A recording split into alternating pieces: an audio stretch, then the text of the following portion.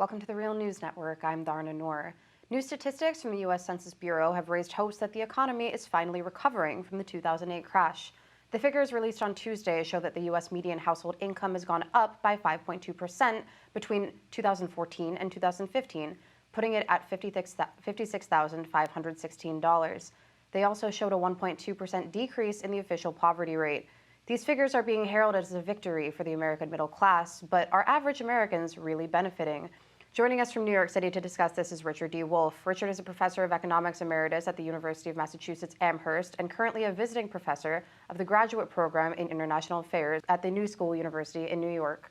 His latest book is Capitalism's Crisis Deepens. Thanks for joining us today, Rick. Thank you for inviting me. Now, Rick, some commentators like the New York Times' Neil Irwin are saying that these new figures mark the first time in years that the U.S.'s economic expansion has helped the middle class rather than just the super rich. And you, too, have pointed out in recent years that economic growth has really only been benefiting the 1%. Does this new Census Bureau report mark a shift away from that trend? Absolutely not. Let's remember, in order to understand what happens, say, to the middle class or to any large group of people, your span of attention has to be more than 1 year. Things bounce around in a capitalist economy because of its instabilities, because of the contradictions that are besetting it always. And so a few months, a year or two, never explain anything. You have to have a longer vision. So yes, it's perfectly reasonable to say and to celebrate that over the last year, things have gotten better. But the reality is it's remarkable because over the last 20 years, they've gotten steadily worse. So, for example, the 56,000 plus median household income that we celebrate today is lower than what the median income of a household was back in 2007, the last year before the crash hit. And it's even further behind what it was 10 years earlier in 1997, which means that over the last 20 years, while the output of the American economy has grown very much, while the productivity per worker hour has grown very much, the median household income, an average kind of number telling you how people are doing, has been declining. In other words, not only have the working people, the vast majority, not participated in their own growing productivity and in the growth of wealth, but they've declined, and that explains why the gap between rich and poor has gotten so much worse. So to forget about all that, to put it in the background and look at this 1 year number is a bizarre and not too very praiseworthy effort to focus on a shred of positivity in a long story that points always in the other direction. Right, and for a bit more context, we know that the labor force participation rate is at a roughly 40-year low, and worker productivity, as you said, is at a general all-time high. Wage growth has been on an overall decline since the late 1970s. So are we just seeing a growth in median income that's just sort of a result of the regular bumps of capitalism's ups and downs, or is there something else going on here? What's accounting for this rise in the median household income? Well, I think you have a number of factors. We did over the last year see an increase in employment.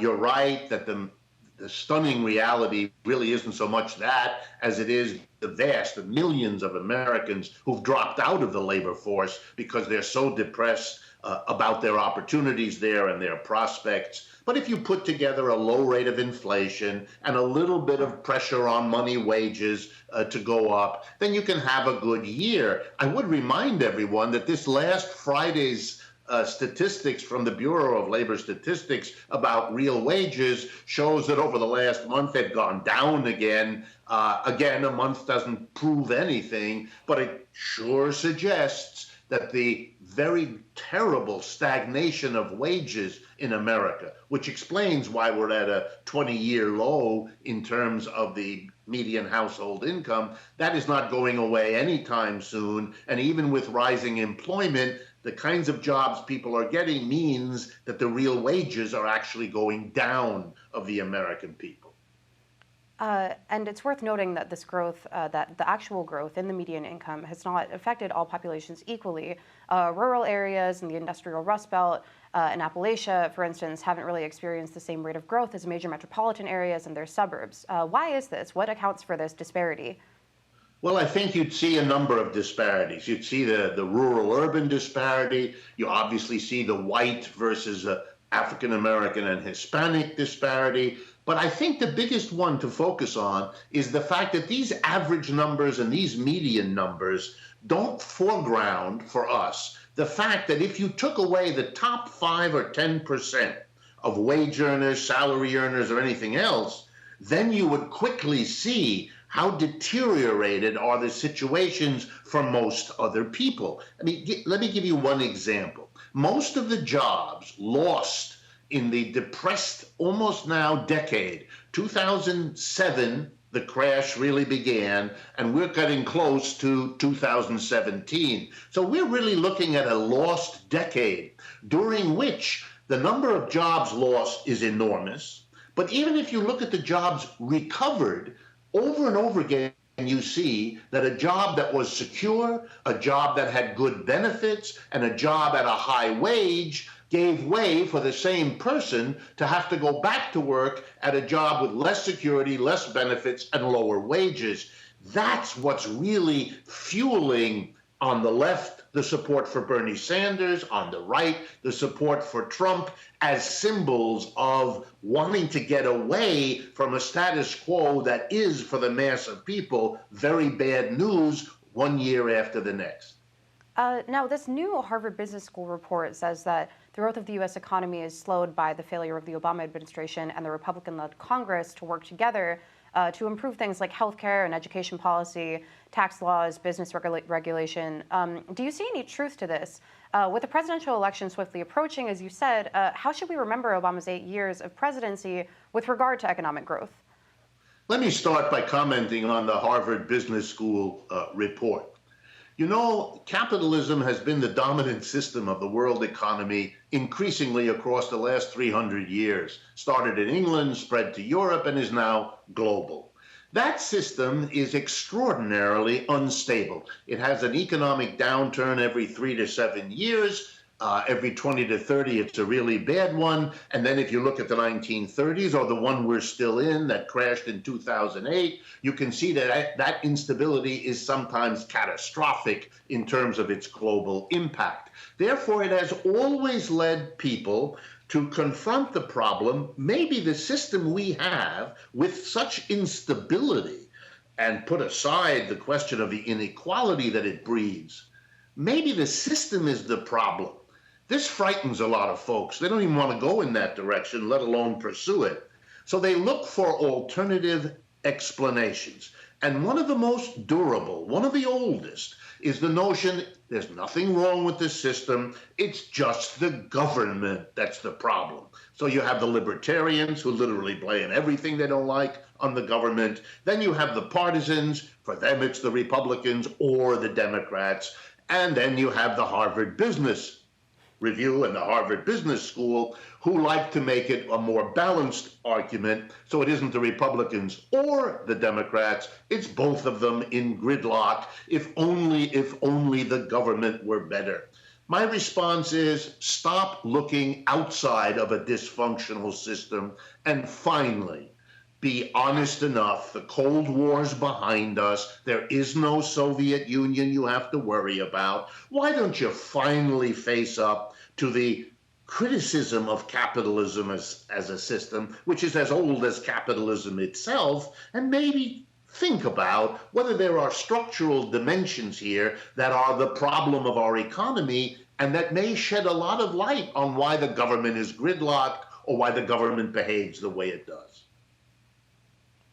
So do we have any reason to believe that there's enough stability in the financial system now to ensure that another crash won't wreck the economy and wipe out millions of jobs and destroy household wealth again?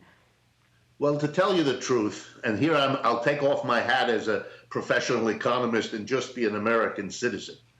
If after the crash of 1930s, which was the worst so far, we believed as a nation that we had come up with a solution to avoid it happening again, which indeed every president kind of promised us, starting with Franklin Roosevelt, if we believed it, then it's shame on us. If we kept believing it after the next crisis happened, and there were 11 economic downturns between the end of the Great Depression in 1941 and the beginning of the one we're in now in 2008, then it's really shame on us. And if we believe it now, having been told that the monetary system is under control and that the Federal Reserve will manage things, then it's beyond shame on us. Then it's beginning to be a question of whether we are blind to what we're seeing. So the answer is no, we don't have the mechanisms to control the capitalist instability.